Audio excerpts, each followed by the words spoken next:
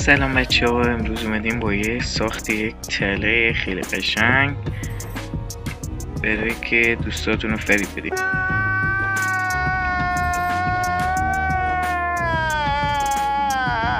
اینجا رو اول میایین همینطوری که من کندم میکنین و 10 تا میرین پایین.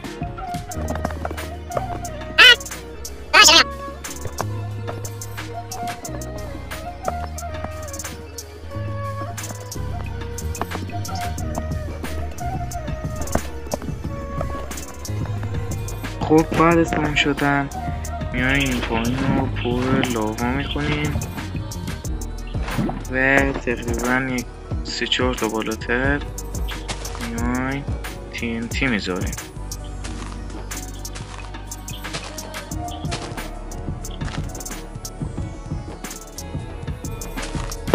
و روشون هم از این کلیدا حالا به هر رنگ و طرح دیگه ای که دوست داشتین و میایین بالاتر یک TNT اینجا میذارین. اینو میذارین که یه TNT وسط باشه و میایین اینجا و دور TNT رو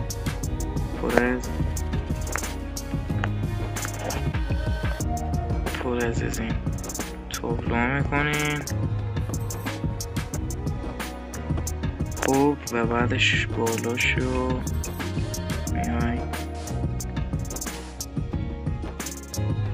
شن میزنید و بعد از این کار میایین یکی از این چست های چیز رو میزنیم وسط و وقتی تو این بزرگتر هم درست کنیم، اینه وقتی مثلا یکی بیاد اینجا و اینو واکنه میبینید که میفته پایین و این همه TNT ها با برش خراب میشه.